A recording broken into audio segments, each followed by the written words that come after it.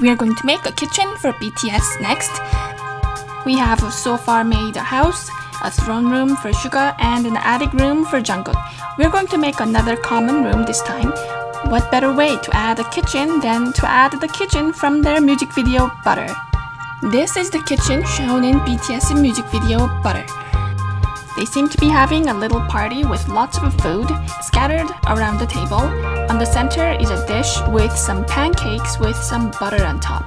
The space contains a kitchen and a living room with a low table, but we cannot see a dining room.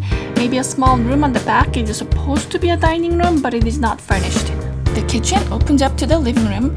The left side has the door and the kitchen cabinet. On the back, in the middle, is another open space room that has a large window.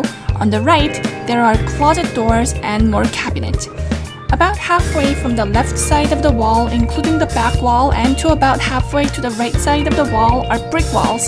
So that is where we will start the project. We will build the brick walls and then put rest of the furniture and wall hangings on top as we go. The walls are made with 3 foam boards. We cut out the middle area of the foam board for the back wall so we can make a small room there. There were no additional cutting for the left or the right walls.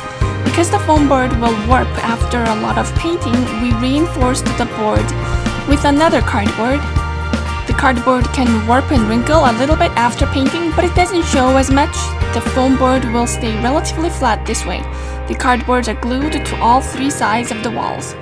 Then we have to make the small room. We reused the cutout from the backboard. We still need to add the side walls and the ceiling. We cut out additional panels from a foam board and then glued the walls to the back panel. We let the glue dry, then we have an open box. Again, we have to cover up the walls with the cardboard so the foam board will not warp after heavy painting. We cut out some cardboard and then covered up the walls. Next, we figure out where the window on the back room will go. Use masking tapes to mask out that area. We don't want to paint that area. We're going to make a window later.